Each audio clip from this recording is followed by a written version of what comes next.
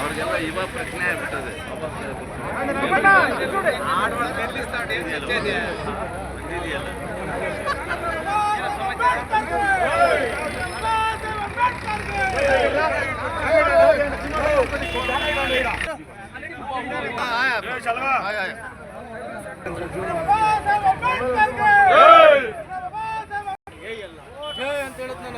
ಯಾಕಣ್ಣ ನೀನು ಹಂಗೆ ಹೇಳಿದ್ಯಾ? ಎಲ್ಲ ಒಂದು ನಿಮಿಷ ಕೆಲಸ ಮಾಡಿರೋದು ಅಲ್ಲಿಗೆ ಬಿಟ್ಟು ಹೋಗಿ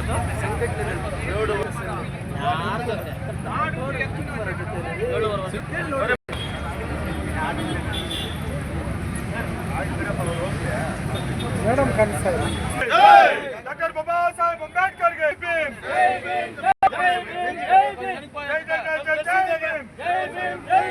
ಡಾಕ್ಟರ್ ಬಾಬಾ ಸಾಹೇಬ್ ಅಂಬೇಡ್ಕರ್ ಬಾಬಾ ಸಾಹೇಬ್ ಅಂಬೇಡ್ಕರ್ಗೆ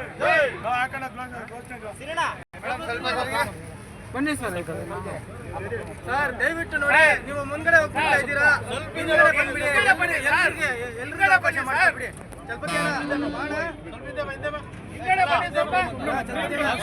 ಸ್ವಲ್ಪ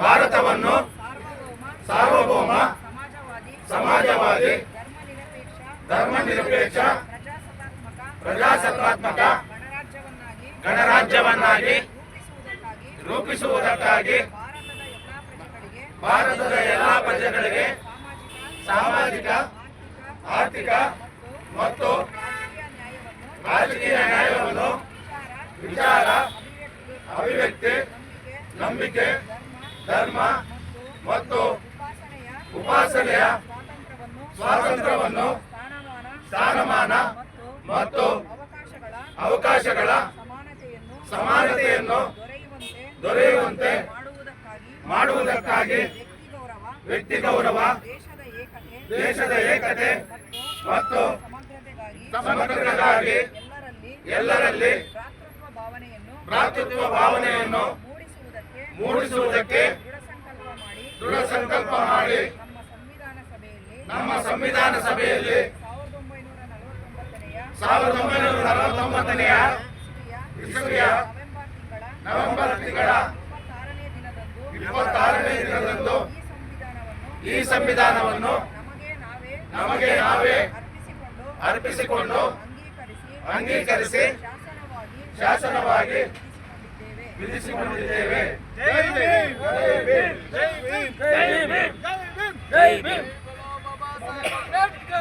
ಅವರ 69ನೇ ಮಹಾಪರಿನಿರ್ವಾಣ ದಿನ ನಾವೆಲ್ಲರೂ ಇಲ್ಲಿ ಮುಳಬಾಗಿಲು ಇಲ್ಲಿ ಪುತ್ಥಳಿಯತ್ತ ಸೇರಿದ್ದೀವಿ.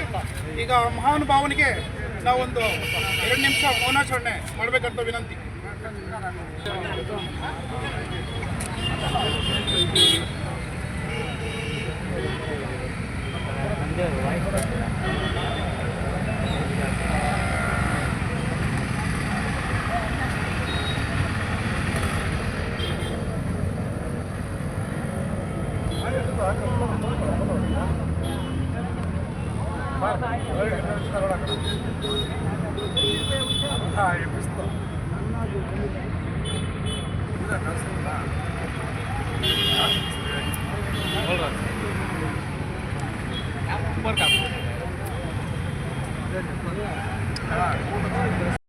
ಎಲ್ಲ ದಲಿತ ಮುಖಂಡರಿಗೂ ಸಾರ್ವಜನಿಕರಿಗೂ ಪ್ರೀತಿಯ ವಿದ್ಯಾರ್ಥಿನಿಯರಿಗೂ ಹಾಗೂ ಮಾಧ್ಯಮಿಕರಿಗೂ ಕೂಡ ನಮ್ಮ ನಮಸ್ಕಾರಗಳನ್ನು ತಿಳಿಸುತ್ತಾ ಇವತ್ತು ಬಾಬಾ ಸಾಹೇಬ್ ಅಂಬೇಡ್ಕರ್ ಅವರ ಪರಿನಿರ್ವಾಣ ದಿನವನ್ನು ನಾವು ಆಚರಣೆಯನ್ನು ಮಾಡಿದ್ದೀವಿ.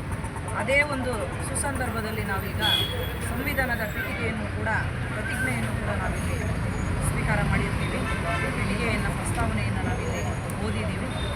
ಈ ನಮ್ಮ ಸಂವಿಧಾನ ಇವತ್ತು ನಾವು ಸುಭದ್ರವಾದ ಆಡಳಿತವನ್ನು ನಡೆಸ್ತಾ ಇದ್ದೀವಿ ಅಂದರೆ ಅದು ನಮ್ಮ ಸಂವಿಧಾನದ ಅಡಿಯಲ್ಲಿ ನಮ್ಮ ದೇಶಕ್ಕೆ ಸ್ವಾತಂತ್ರ್ಯ ಪಡೆಯೋದಕ್ಕೆ ನಾವು ಎಷ್ಟೆಲ್ಲ ಕಷ್ಟಪಟ್ಟಿದ್ದೀವೋ ಅದೇ ರೀತಿ ನಮ್ಮ ಸಂವಿಧಾನವನ್ನು ರಚನೆ ಮಾಡೋ ಒಂದು ವಿಷಯದಲ್ಲೂ ಕೂಡ ಸುಮಾರು ಹೋರಾಟಗಾರರು ನಾಯಕರು ಬಹಳ ಶ್ರಮದಿಂದ ಪರಿಶ್ರಮದಿಂದ ಈ ಸಂವಿಧಾನವನ್ನು ರಚನೆ ಮಾಡಿದ್ದಾರೆ.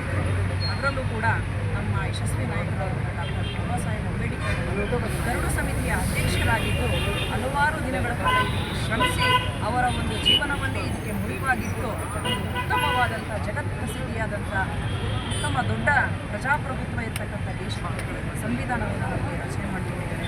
1949 ನವೆಂಬರ್ 26ನೇ ದಿನ ನಾವು ಈ ಸಂವಿಧಾನವನ್ನು ಅಂಗೀಕಾರ ಮಾಡ್ತೀವಿ.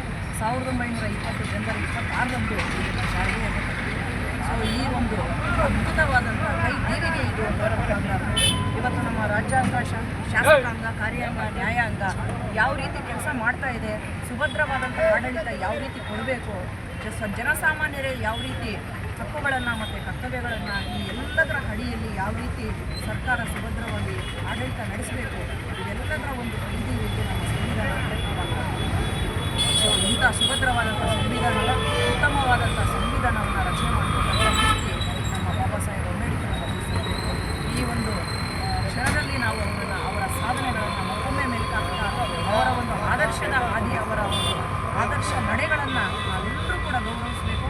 ಅವರ ಹಾದಿಯಲ್ಲೇ ನಾವು ನಡೆದರೆ ಮಾತ್ರ ನಮಗೆ ಉತ್ತಮವಾದಂಥ ಜೀವನ, ಉತ್ತಮವಾದಂಥ ಸಂಘಟನೆ, ಉತ್ತಮವಾದಂಥ ಅಭಿವೃದ್ಧಿ ಸಾಧ್ಯ ಅಂತ ನಾವು ಸುಸಂದರ್ಭದಲ್ಲಿ ಎಲ್ಲರಿಗೂ ಹೇಳೋದು